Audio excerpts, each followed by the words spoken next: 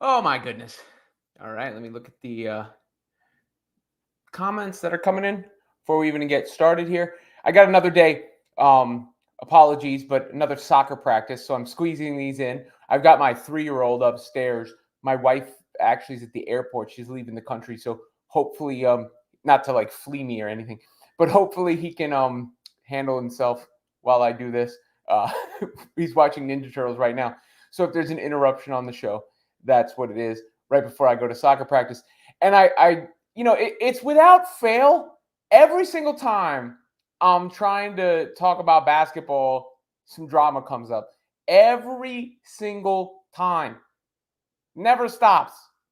So I'll get to what Angel Reese said on her new podcast in a minute here. But I did title this show around the MVP conversation that's been bubbling a bit. And here's the thing about it. You know, what I've loved about it recently is that I notice I can put it out into the universe and the argument is about basketball, right? Like that is the most important thing to me. And even people who disagree with the premise that like I you can check out the piece I wrote for Women's Fast Break on SI in the comments below. But even the people who disagree with me were like, some of them were like, hey, that was well articulated, or you're an idiot, but I appreciate the back and forth, whatever the case. Stuff that is basketball related. And that's important to me because I'm done with all. I'll address the other garbage. I will, but um, I am no longer treating the WNBA any differently than I would the NBA, right? In discussions of these sorts of things. And when you talk about the MVP race, to say Caitlin Clark has an MVP case is not a diss to Asia Wilson. Let me get that out of the way first. It is not a diss to Asia Wilson. I do believe that Caitlin Clark is the best show in sports, the most entertaining show in sports, and I think she has an on the merits MVP case. An on the merits MVP case that really boils down to a few things. Let's start it with the fact that the Indiana Fever turned around the way they did. The Fever were 13-27 last year. The Fever are 18-16 this year. They're 7-1 since the Olympics break with essentially the same roster. Like, go back and look at the Fever roster from a year ago. It is essentially the Fever roster from now plus Caitlin Clark. So you have a clear and direct turnaround based on the addition of one player. Of course, there's the growth of the other players, but the only significant change in the makeup of the personnel of the team that drafted number 1 overall is Caitlin Clark. And they went from 14 games under 500 to 2 games over 500. That's a 16-game swing. No? So that is case, argument number 1. Argument number 2 is the eye test, what you see with your eyes. The fact that the Los Angeles Sparks last night are sending blitzes at Caitlin Clark near half court every single time. They're blitzing her at half court to get the ball out of her hands. And why is that significant? Well, Clark is a threat from 30 feet away. Caitlin Clark is shooting 37% from 30 to 34 feet away. 30 to 34 feet away. And Starscream, yes, it does count. It's part of their overall record. Whether they were 1-8 or not doesn't change them from being 18-16. And that's part of their overall record. That's the way it works. 37% from 30 to 34 feet.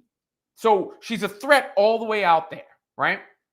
Clark is also a threat at the rim. She's shooting 63% at the rim, 63.6% at the rim, which is like what the elite bigs in the league shoot. In fact, here's a little factoid for you. Caitlin Clark has a higher 2-point percentage than Asia Wilson, meaning Caitlin Clark's field goal percentage inside the arc is higher than Asia Wilson's field goal percentage inside the arc. I thought that was interesting when I was looking that up earlier today. So 37% from 30 to 34 feet away, 64% rounding up at the basket. Super duper efficient. And that's being guarded from here to here. Well, what about in the in-between? We've seen Clark work on the floater. We've seen Clark work on the mid-range. But what she's really dangerous in the in-between is the playmaking. So not only do you have to extend your defense all the way out there to guard her, not only is she a threat to take you off the bounce and get to the cup herself and finish, but in between, she's going to dime you up. And her teammates are all eating because of that. They're all thriving because of that. And she requires that extra defensive attention. So that is another argument as part of her MVP case. And then you look at statistics, right? Like the statistics. Caitlin Clark is going to break the all-time assist record for a season. She's going to have more assists than any player has ever had. She is averaging more points plus assists combined than any player ever has. Ever. Not like this year, not for a rookie.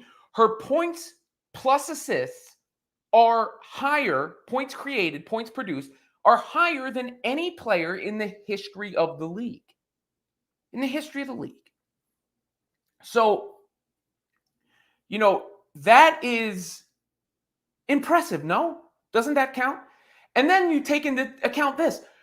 Clark it's roughly 65% of her baskets are unassisted, which is also the highest percentage in the league. So she is creating for herself at a higher rate than any other player is creating for themselves. And she is creating for others at a higher rate than anybody else is doing. Now, with A'ja, you also are dealing with a historic season. You have to be real, but like A'ja Wilson has been incredible. She's been torrid. She's been great. And perhaps the separator for Wilson, if I were making her side of the debate, and perhaps if I was also casting a vote, I would say, hey, she's been like that from game one to now. Right? There was no reality adjustment. There was no tough schedule adjustment. There was just dominance from the beginning of the season to now. And if I'm making the case for A'ja Wilson, I'm also bringing up defense. Her defense is obviously on a different level than Clark's. Though it's worth pointing out, and rebounds, Caitlin Clark leads all guards in blocks and leads all guards in rebounds. So she is holding her own in those categories relative to her position. But A'ja Wilson has the decisive edge defensively. I think everybody would concede that. But here's another little interesting factoid, because we talk about the team, and Clark plays with good players, right? Like Aaliyah Boston, even when the Fever struggled last year, Kelsey Mitchell, even when the Fever struggled last year, were all-stars. And they're all-stars this year, and they are thriving next to Caitlin Clark. So it's not like she's playing with bums. I don't want that to be, of course, you've all listened to me, you've all heard me, I don't believe that. But A'ja Wilson is playing with Olympians. She is playing with 3 other members of Team USA, in Kelsey Plum, Chelsea Gray, and Jackie Young. And I was told Team USA was the 12 best players in the world, indisputably, inarguably. And she's playing with Megan Gustafson, who was the standout player for Spain in the Olympics. Why do I say that? Well, it's a back-to-back championship team versus a team that had the number 1 pick. And they're pretty close in the standings now. And A'ja, when she is off the court, now it's not a huge sample size, but when she is off the court in 194 minutes that she's been off the court this season, the Aces have actually been statistically better than when she is on the court, which obviously doesn't mean they're better without A'ja Wilson. That's purely insane. And I'm not taking the stats to that length. But what I do think it shows you is that they don't completely fall apart without A'ja Wilson. That they don't completely fall apart. So I think there are 3 legitimate MVP candidates. A'ja Wilson, Caitlin Clark, and Napheesa Collier. I think it's going to come down to Clark and A'ja. by the end of the season, though I don't know what the voters would do, because I know some of the legacy WNBA media would rather die than cast an MVP vote for Caitlin Clark.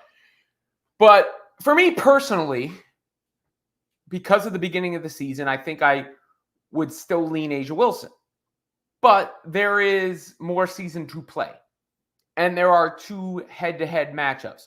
And the more I watch and the more I dive in, the more I think Caitlin Clark's argument doesn't just exist, but is strong and getting stronger all the time.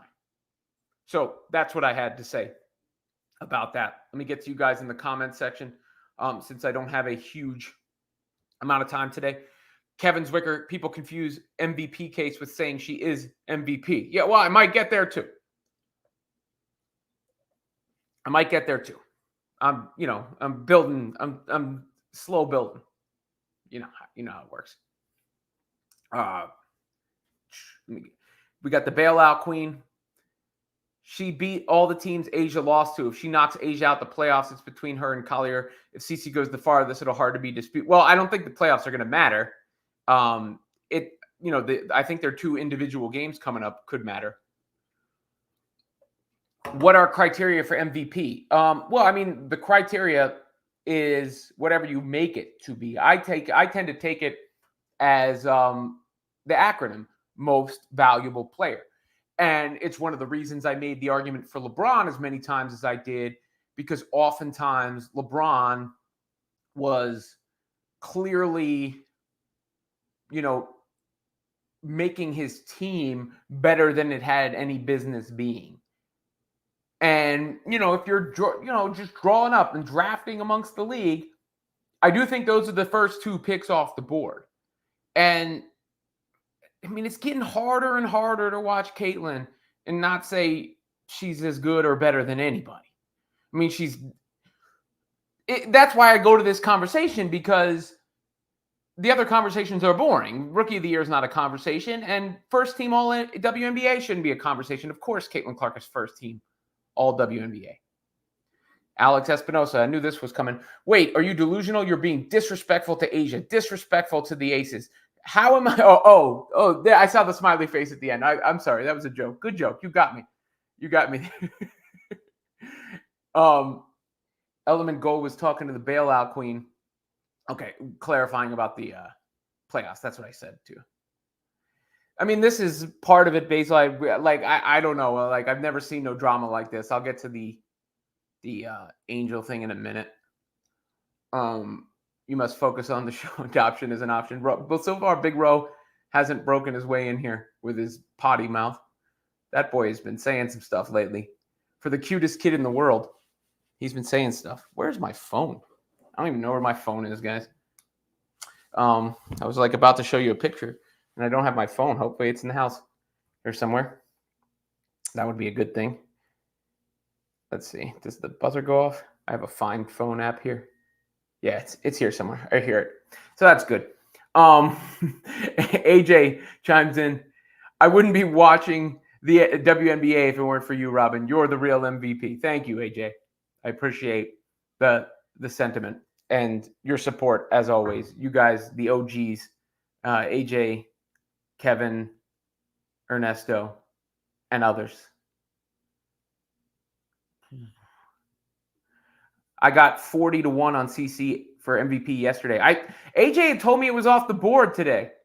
I'm betting the odds are changing and updating. A'ja's going to win it. It would take a lot. I think the only thing that could swing it is if Caitlin goes and just has 2 dominant performances in 2 fever wins against the Aces. That's what I think could actually legitimately sway it, where I think the award could go to Caitlin. Otherwise, it's just going to be who individuals choose or who people on the internet or people like me argue for. But for it to actually change the outcome, I think that's the only thing that could really change the outcome. Mamba Level says CC is clearly MVP, but the haters won't let it happen. You know what else is interesting? I found out that fan vote went into Candace Parker's MVP when she was Rookie of the Year. And their lucky fan vote ain't a part of this, or Asia wouldn't stand a chance. L. Duncan now says that Asia Wilson has zero help and must do everything herself for the Aces. Well, I mean, that is hilarious to me, again, because is it Uchi Wally or is it one Mike? And I know some of you have heard me reference that. In case you don't know what that means, Jay-Z and Nas, in the midst of their battle, Jay-Z had a song called Blueprint 2 off of the album Blueprint 2, where he's essentially accused Nas of being a hypocrite. Like, you make these songs like Uchi Wally, which are just empty, devoid of substance songs, and then you make songs like One Mic, which are passionate, filled with substance songs. Which one are you? Like, that kind of thing. But that's what I say with the Olympic argument, because all the whole Olympic time I was hearing, it's the 12 best players.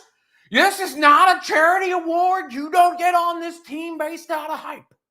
Nobody just gets on this team. It's a basketball selection thing, and it's the 12 best. Don't you dare say it's not the 12 best players. Don't you dare. And now they're bums. In like 2 weeks, they became bums. And again, I told you the statistics. The Aces are better.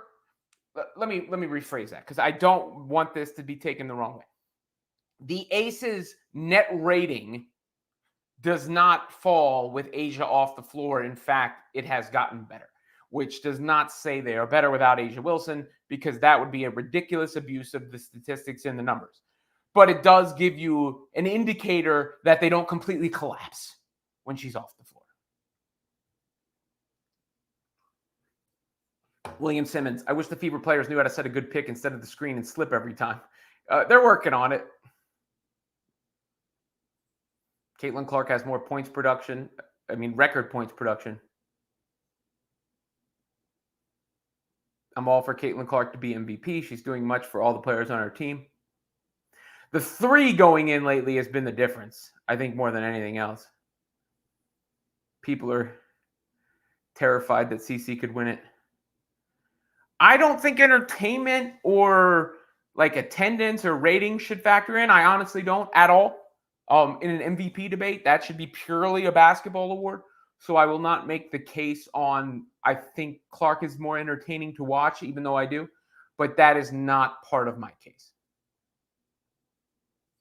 And Starstream, that's what I said when I said the beginning of the season may be the difference. Well, there's a couple reasons. The schedule was the biggest reason that the Fever struggled early. Yes. They played the toughest teams, and they played them all in a condensed fashion. They played 11 games in 20 days, which is absolutely absurd. I've told the story on this channel a million times. I took my daughter to the Liberty game foolishly. It wasn't foolishly. We had a great time. But I knew it. I told her. I told everyone around us when I bought the tickets on the secondary market the day of, because they had played the Aces the day before. Then they had to go to New York. It was their 11th game in 20 days. I said, honey, Caitlin Clark is not going to have a good game tonight. I'm just giving you a heads up. And it was her worst game of the season. Crady Lou had one block. Lexi Hull has just been tremendous. Aaliyah Boston has turned into a secondary playmaker for them. Obviously, Kelsey Mitchell is a bucket, but Lexi Hull has been excellent. And exactly what they needed. CC for MVP, says Edward Reyes. Well, Chad, I tend to think, to be honest with you, the best player is almost always the most valuable player. I'm just not so sure there's that big a distinction between who the best player is, if I'm being real about it. Because if your value to your team is great to the point where you're impacting wins and losses to that level, are you not the best player? Ernesto, what's up, Robin? Are you guys still discussing who's MVP? Come on now, it's CC all the way. Just engrave the trophy now. Yes, I think absolutely. She's going to have to ball out against the Aces. And this is true, too, like the rebound. Like, Caitlin Clark got 2 triple-doubles now. Should really have 3. 64.5% unassisted shots. So Clark has the most unassisted shots and the most assists, has created the most points. I mean, look, Asia's won championships. Again, I'm not here to take anything away from A'ja Wilson because she was drafted where she was drafted also. And look at the Aces now. Like, it was sort of the same formula where you get at the top of the draft a few years in a row, and all of a sudden you have a stacked squad. Nancy Fox, we have 2 games with the Aces coming up, and we will have a chance to see Wilson alongside Clark as opponents. We will see which one is more likely to be MVP. Yeah, those games are going to have extra eyes on them. Hello, David. Being on a team does require teamwork. All I'm going to say is we use... Well, I didn't say, again, I didn't make the case that... First of all, Caitlin Clark has not been off the floor enough for there to be on-off numbers for her, really. I think it's about a 4-point per 100 possession swing for the Fever. 4 points worse where they're off the court, but she's just barely never off the court, so it's just an empty number. But Nafisa's defensive numbers are great too. All I used that number for was to say the Aces don't completely fall off a cliff when Asia's off the floor, and she's been off the floor for about 200 minutes. That's all.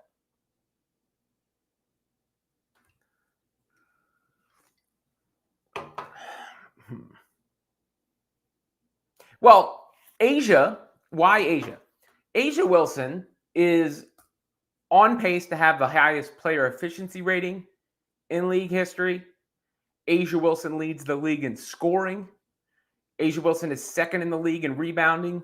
She is first in the league in block shots. So first in scoring, second in rebounds, first in blocks, first in player efficiency rating, is scoring at a ridiculously efficient rate. 27 points, almost 28 points, 12 boards. That's why A'ja Wilson. I mean, A'ja Wilson has a absolute hell of a case. Again, what we're dealing with here is 2 historic seasons happening simultaneously. So I'm not even going to be able to save my hair. I'm sorry. I should have groomed myself before this show. But we're dealing with 2 historic seasons simultaneously. I'm not here to disrespect A'ja Wilson, like I said. This is getting out of control. I'm going to be Wolverine here in a second. Copterman says, "Yo, Robin, love your content. Thank you." No, valuable doesn't only mean stats. Jesse Johnson, she is a clear MVP candidate. She has put up her team so much better than anybody else in the league. Her numbers and statistics show it all the way. What are my Super Bowl picks? Well, I would say the NFL season starts tonight. I almost forgot. The Kansas City Chiefs out of the AFC, and out of the NFC, who do I got? I mean, the easiest thing to say is the Chiefs and the 49ers, to be honest with you. I pick the Chiefs every year. I mean, if you were saying who would I pick, the field or the Chiefs, I might take the field. But if you're saying I'm just got to pick a team, of course I'm picking the Chiefs. They've been to at least the AFC Championship game every year in the Patrick Mahomes era. I think the Lions are a sneaky team again this year. But on paper, I do think it's San Francisco. Because I think, here's the thing. I think Brock Purdy is one of the 5 best quarterbacks in the league, or 6 best quarterbacks, right up there.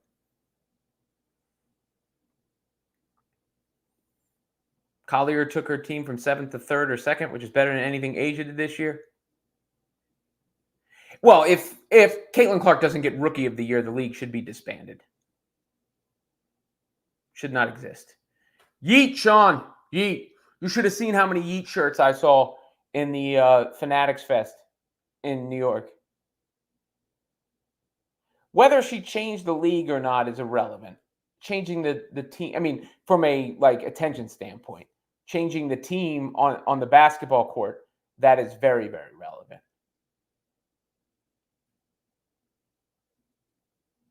Thank you. Here are the Fever's last 6 seasons. Yes, I mean, I think that could be the difference, is the beginning of the season. And that's an acceptable argument. I did make the argument. She is making first team all WNBA over everybody but the other people who make first team all WNBA. I think my first team all WNBA team would be Caitlin Clark, Sabrina Ionescu, Nafisa Collier, Brianna Stewart, Asia Wilson. That would be first team. I think second team, I would go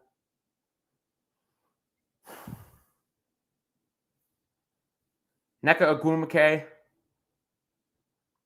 Arike Ogunbowale, Kalia Copper,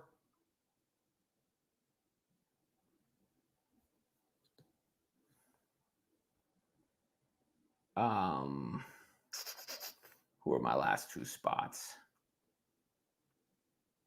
Jackie Young. I can make a case for Kels. I can make a case for Kelsey Mitchell on that second team too. But those are roughly off the top of my head, the 2 teams.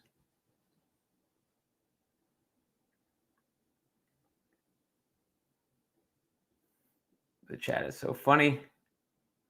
I have a problem with anointing Asia before the season. Would I be surprised if Angel gets an MVP vote? Yeah, like Candace got the there were fan votes involved. It is interesting. I think you're going to find a lot of Fee fans amongst CC fans. Nova writer. Oh, sorry. I'm not doing a whole race thing. BT616. Asia Wilson MVP. Thank you. Michael LeBlanc. Robin, you are stealing my take. Fever has to dominate the Aces. Yeah, I mean, I think that's what could make the difference. I think this is mostly correct.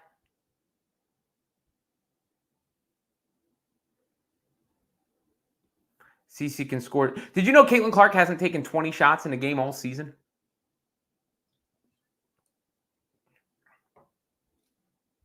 This is also true and fair, Janelle. I shouldn't generalize with women. I put a comment on screen, I think. I apologize for that.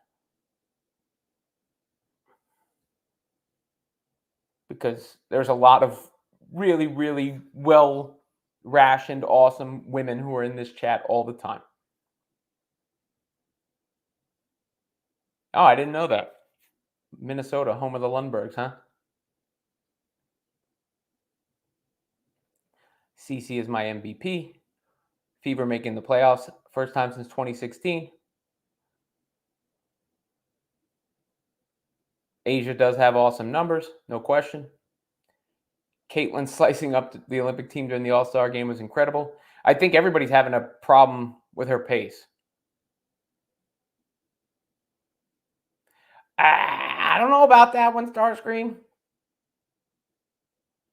I mean, would they say they would? No. On a polygraph? I don't know. CC is like MJ with Pete Maravich Showtime. Yeah, I mean, well, there'll be a defensive player of the year, which Asia Wilson is in the running for as well. I think what my prediction is, Nafisa Collier wins defensive player of the year, Caitlin Clark wins rookie of the year, Asia Wilson wins MVP. That's my prediction. Well, Caitlin Clark isn't right about everything, chosen one.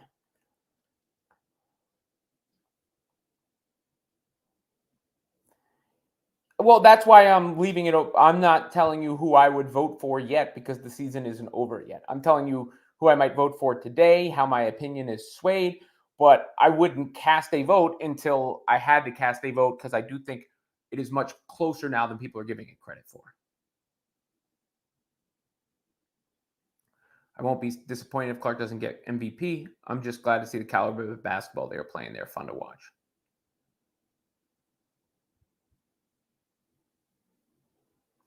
Do you have a counter, Daniel Day? Again, like these comments are always they're so declarative and strong, but they're never articulated. You're an idiot. This is delusional. Why? Why?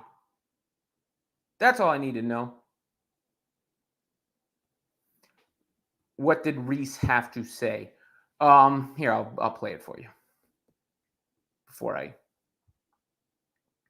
This is from Angel Reese's new show, her new podcast. Here is a small clip.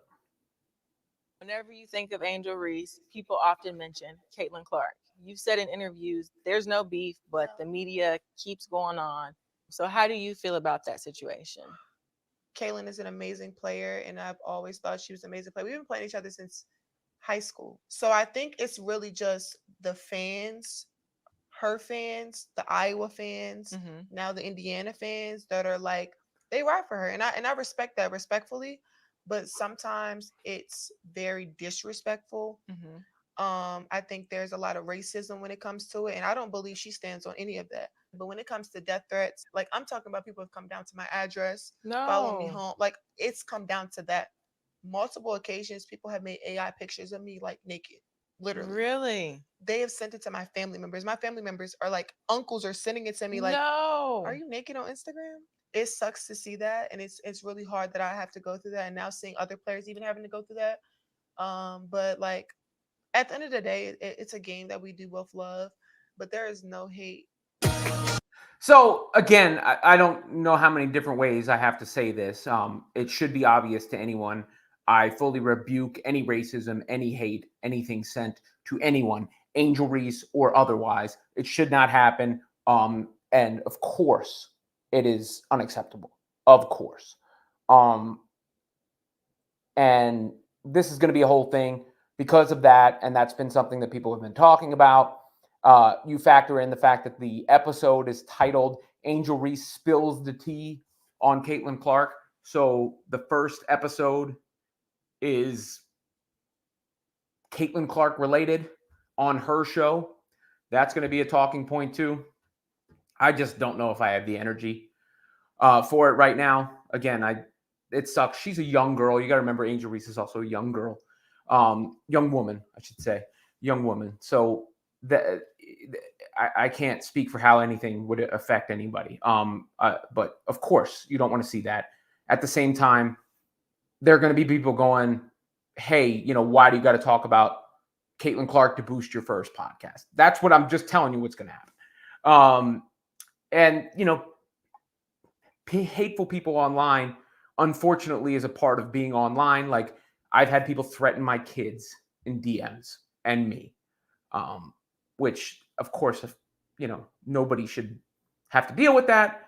But I don't know if it's necessarily exclusive to any fan base, I guess is what I'm trying to say. Kevin says, are we all Sides fans now? Yeah, I'm a Christy Sides fan now. And the Jets are not going to the Super Bowl, dude. Hate to break it to you. Yes, Brock Purdy. Brock Purdy is excellent. Courtney Williams is a dead-eyed mid-range shooter. Caitlin has made everybody on her team better. I did not know Caitlin's brother was best friends with Brock Purdy. CC should be the MVP, all-around player. I don't know that I buy the Aces. I didn't say it's an indictment on her. Maybe somebody in the chat did. You can clearly tell people who don't actually watch the WNBA. I mean, I don't see why that would hurt Asia either. This is an interesting point. We are getting to a more guard-focused game in the WNBA. That is interesting. Kelsey should be in instead of Young. Second team, you're probably right at this point in the season. Maybe I'm heavily weighting the earlier point of the season.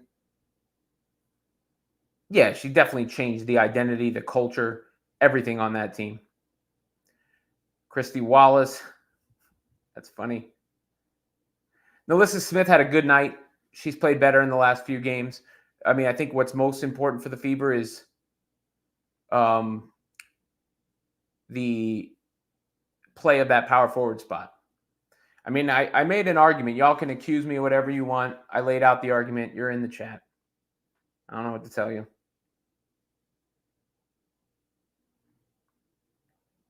Plum and Gray are, they're getting cooked in the backcourt. The format, there is no, it's the same as every sport. It's open-ended. It's ambiguous. I'm sure there's some sentence or description that says it. I would rather the Fever see the Sun than the Lynx. Best player over the entire season, Wilson. Again, most value in dollars is irrelevant to the MVP. So if you think that the best player over the season is A'ja Wilson, then A'ja Wilson should be your MVP. Again, relevancy of the league doesn't matter. How have I been emotional? Please tell me. I don't think I've been emotional at all. The Caitlin Clark stimulus package is running out, so she used her name for clout. That's, I'm sure, Martell talking about Angel.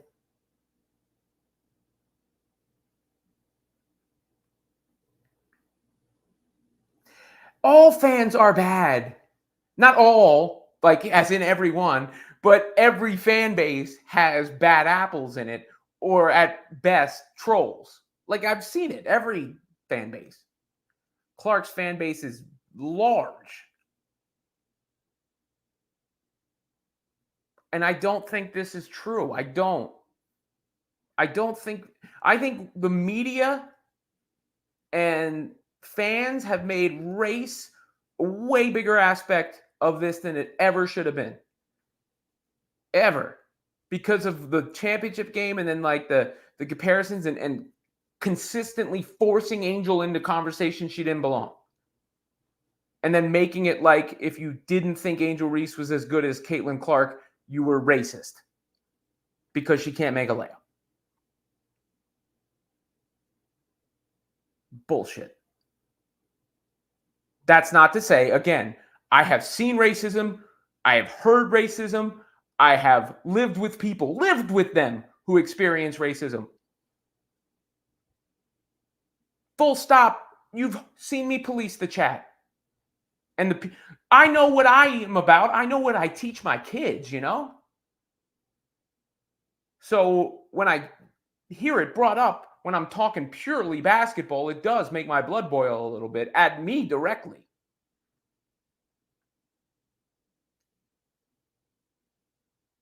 William H. Films giving Reese co-rookie of the year would have been like Iowa going to the White House after they lost in the national championship. I am not a player in the WNBA. I have not lamented her. I just, for the debut episode of her own podcast, I found it interesting that the title was "Spills the Tea on Caitlin Clark" as the first. They knew what they're doing. Let's just put it that way. Can I say it that way? They knew what they were doing. Tea was spilled. Thank you. Philippines, what's good? Because CC has elevated Kelsey, Boston, and Lexi game big time, she should be strongly considered.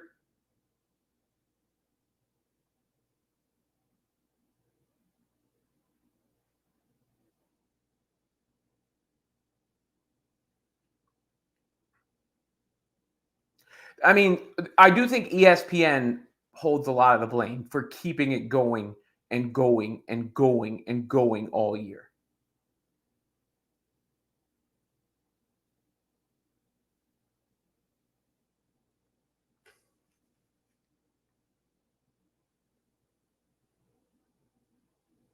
Trolls. I mean, there are a lot of trolls out there too, unfortunately.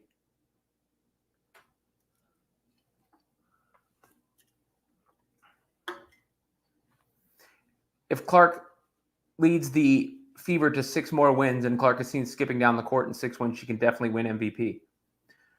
Well, Brian, I know. I've said, anybody who's watched me from the beginning, I've said it. When people have tried to say, like, the black fans or whatever, I'm like, you don't speak for black people. Yeah, you can't lay, as a whole, just like I don't speak for nobody speaks for anybody except for them. They speak for them as an individual. And if you go in some of these spaces, the CCFC spaces, as they're called, yes, I believe many of the leaders of Caitlin Clark's fandom, the most vocal leaders of Caitlin Clark's fandom, are black males. Yes, I do believe that is the case, at least in the internet community. But thank you, HFs, whenever you are that popular, you're going to have fans of all sorts of, you're going to have fans from other countries. You're going to have male fans, female fans, gay fans, straight fans, black fans, white fans, Asian fans, everything in between. Everything in between. Well, I mean, you don't rush MVP. It's whoever you think the MVP is. Yes, you are, Martel. I would agree. You are one of the outspoken black male Caitlin Clark fans that I see on the internet. And tag, yes, exactly. Well, that's the thing. I mean, I had somebody write me on Twitter yesterday. Well, you got your Clark pom-poms out again, huh? And I'm like, yeah, I do. Because at this point, anything else is delusional. At this point, anything else is delusional.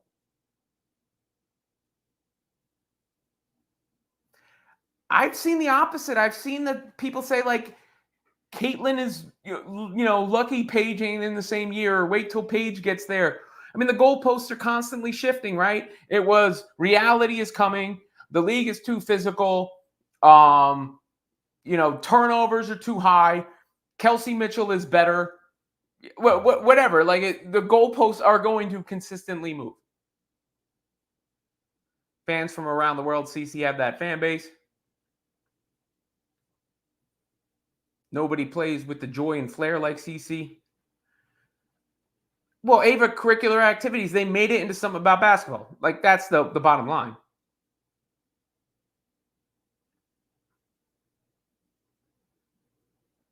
Exactly this, too. Like, all the millions and millions of Caitlin Clark fans, we're going to act like they're the Borg. Resistance is futile. You must be assimilated. Gino tried to lower expectations for Paige. Satu Sabali. Well, it's not like being Enrique 2.0 would be a bad thing, by the way. Enrique is a hooper.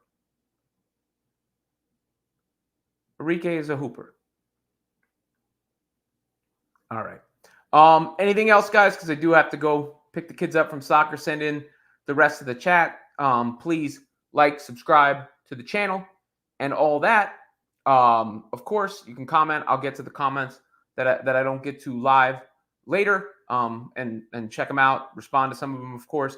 Check out Women's Fastbreak on SI. If you missed the argument for MVP, you can see it in the article below. I outlined most of what the monologue was in the article below. I got to play softball later today too, because they formed a softball team. I never played baseball, but I think I might be the starting shortstop based on ability. We'll see. Thank you, Nitro Dust. I appreciate that. Like, honestly, like, when I see comments like that, because I do my best. I really do. I'm gonna tell you what I think. But I always try to tell you what I think based on reasoning, and tell you when I think something is garbage, and why. At least the why, right? But thank you. I appreciate you, Nitro Dust, for coming in and checking it out. Great discussion. CC is my MVP. Juju broke the score, like, freshman scoring record. Juju's nice. Come on. It's the other way around. It's just ball, y'all. Juju's going to earn her stripes regardless. It's not a black or a white thing. If Juju's the truth, I'm going to be rooting for Juju. If Paige is the truth, I'll be pulling for Paige. One of them is black, one of them is white. Who cares? Bobby, you're shouted out also. R.I.P. to Psycho Sid. I do agree with that. Psycho Sid. Remember his entrance at Madison Square Garden? I think the problem with Brianna and Sabrina is that they cannibalize votes from one another. Like, Stewart won last year, and she's not having as good a season this year, while Sabrina is having her best season ever this year. I think that's really the difference. CC fan from Trinidad. Rohan, was that you, bud? Come here. I'm about to stop the show. You can come in. Come on. Come on. Come say hi. Do you have any clothes on? Oh, you don't have any clothes on. All right, from the top up. Come here. You want to say hi? Just from the top up, okay? Because you don't have any clothes on. Say hi. Did you know? We're on the internet. We're live. You want to say anything? You want to give a wave? You have a battery? Where'd you get that? From the drawer? Okay. Go get some clothes on, okay? Let's go pick up your brother and sister, okay? Then I pick up mommy. Yeah.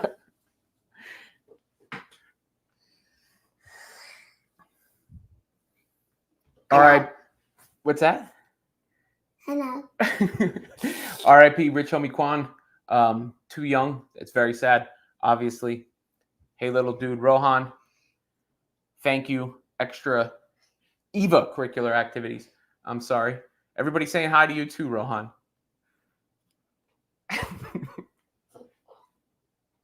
All right, y'all. I got to go. Until next time. Yeet.